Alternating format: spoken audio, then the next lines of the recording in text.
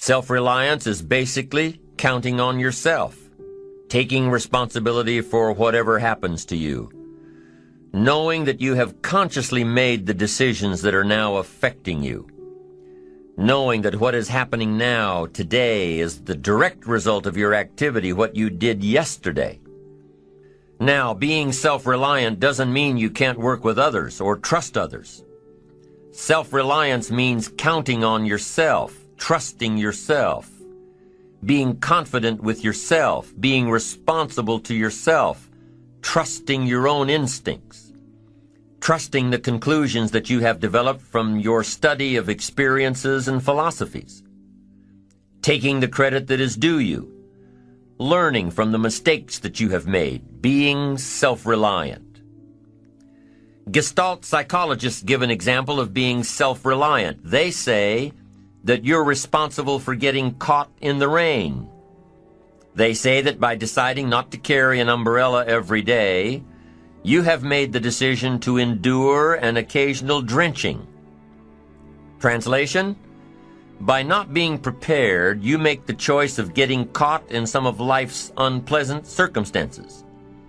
Be they rain, failures, economic losses, relationship losses, professional losses, personal losses. By not being prepared, thinking ahead, it's your choice. Now here's the other side of it. By being prepared, you increase your chances of success. You increase the likelihood. By being prepared, you increase your chances of success, of seizing opportunities when they come your way, of being ready within yourself to take advantage of once-in-a-lifetime situations. Some people tend to blame others for their mistakes, blame others for their failures. Somebody says, it's not my fault the report isn't done, so-and-so didn't do their part. Of course it's your fault. It's your report too. It's your responsibility to see that everyone you delegated work to does their part. Now, you can't control what others around you do, but it's in your own best self-interest that you stay on top of things, especially if it's going to affect your future. You think your boss cares that John didn't do his part? You think he sees John as the bad guy? Of course not. All he sees is that the report isn't done, bottom line. Be responsible for the things that affect you. You can make sure you're more responsible by checking in with those people who are working with you, the people who make up your team. You can be more responsible by saying, hey, John, how are you doing with your part? Do you need some help? Can we put somebody else in here to help you finish? Now, if John consistently doesn't handle his part, you've got to replace John. If he isn't doing his share, you've got to find somebody that will. Or what? It will negatively affect you. You can't wake up in the morning that the project is due hoping and wishing that John has done his part. No, you've got to be responsible because it's going to affect your career too.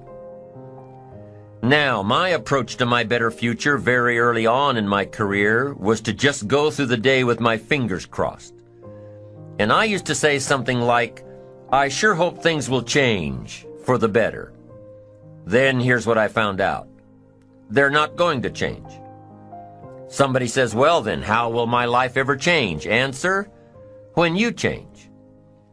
When you change, when you get better, it'll get better. If you change, it'll all change. Don't put it on someone else. Hope that someone else will change it for you. Take responsibility for yourself. Take personal responsibility. You can't change the circumstances or the seasons or the wind, but you can change your reading habits.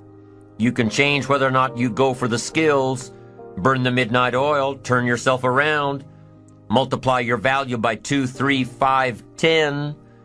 That you've got charge of. That you have control of. You don't have control of the constellations, but you've got control over whether or not you go to night school, take adult classes, learn some new skills. You have control over that. And if you don't, that's your fault. You've got to take personal responsibility. You've got to be self-reliant. Nobody else can change your life, alter your ambitions, pave a golden road for you. But you can. It's up to you. Be responsible for yourself. Learn to reap the harvest without complaint. This is a sign of growing maturity. And here's where it comes from: taking full responsibility. Take full responsibility for everything you do. Be responsible to yourself. It's your crop. Whatever your paycheck is, take full responsibility. You say, well, it's my employer. No, it's not your employer. You can become twice as valuable, 3 times as valuable. Burn the midnight oil, learn some more skills, bring more value to the marketplace. I'm telling you, whatever your harvest is, take it without complaint. Whenever you prepare correctly, taking all of the steps you're supposed to take, doing everything in your power to stay on track, whenever your preparations lead to success, achieving your goals, you reinforce the disciplines that got you there. Success leads to reinforcement of the proper disciplines. If what you're doing is working, keep doing it. If what you're doing isn't working, change it. How can you isolate what's working for you and what isn't? How can you make sure that you are reinforcing your positive disciplines? Well, if it isn't apparent, easy to see right away, if what you're doing is happening in such small increments that you're not sure if you're on track, then you need to be writing it down. You need to keep a journal anyway. But if you really aren't sure that what you're doing is making measurable progress, you need to keep a written record. You need to write down everything that may be relevant in your day. What you did, who you saw, what you felt, how it may or may not affect you now and in the future. The best way to track your activities of the day is to write them down.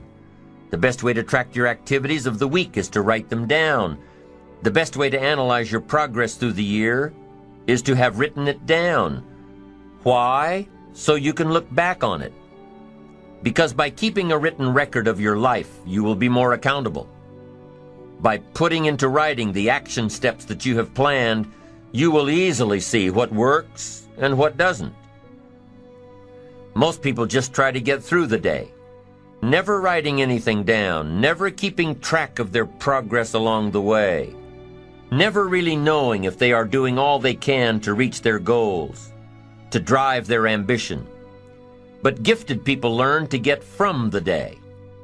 They don't let a day end without picking up some valuable experience, some emotional content, some idea that may positively affect their future. To get the most from a day, to learn the most from a day, you need to be able to reflect on the day. And how can you reflect on a day unless you record it in history? How can you possibly reflect on a week unless you can look back and analyze it? How can you learn from past mistakes and bask in the past successes unless you write it all down?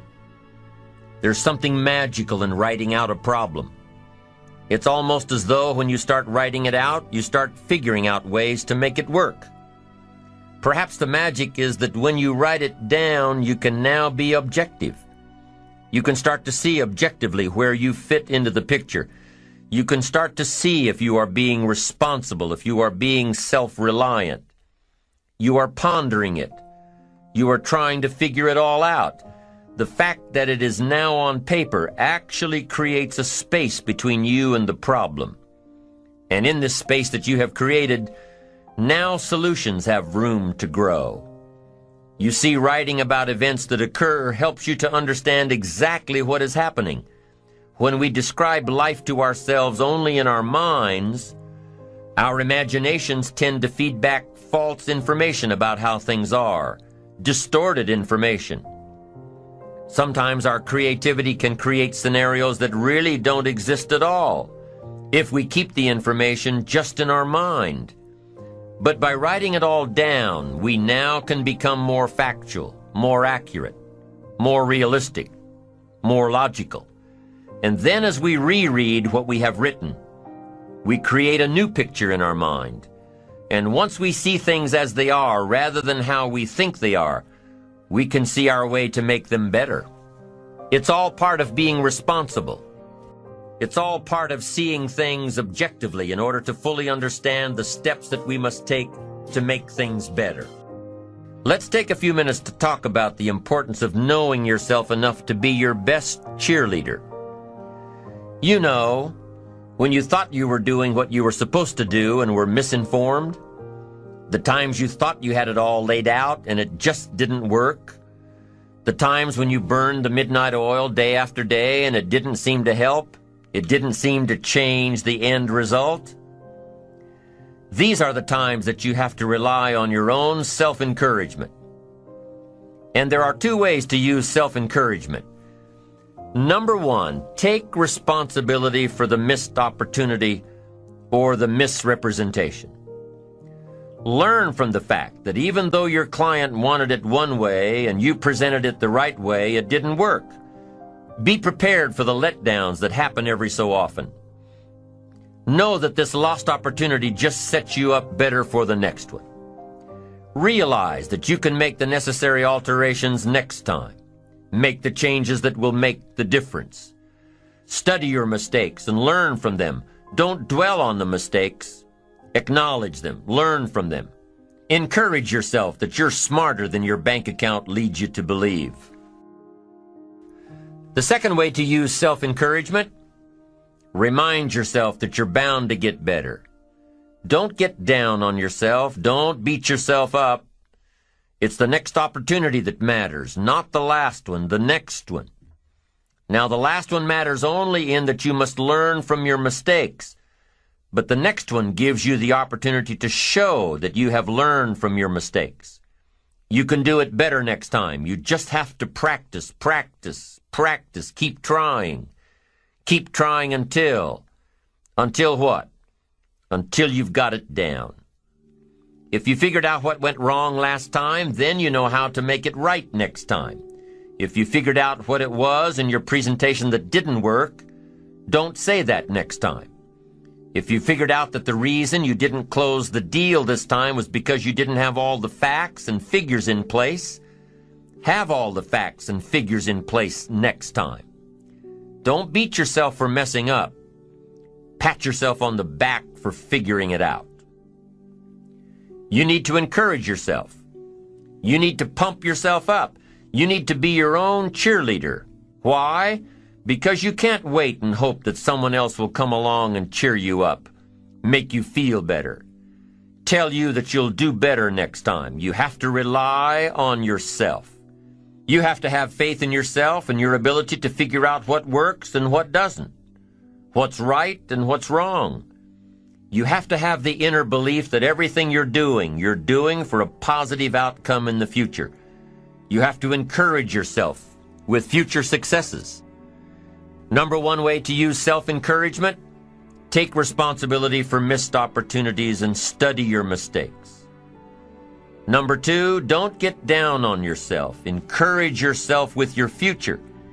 Encourage yourself with your goals, your dreams, your ambition. Knowing that you've got a plan, knowing that you're taking the right steps, knowing that you're going to do it until. When you miss an opportunity, are unprepared for an opportunity, or suffer a setback while realizing your goals, when you miss out, you need to encourage yourself by immediately getting back into line. There's an old cowboy saying, fall off a horse 7 times, and you're a real cowboy. If you fall off a horse, get right back on. If you fall off track, get right back on. If you fall away from your disciplines, get right back to them. If you fall out of habit, get back into the habit. If you fall off, get back on.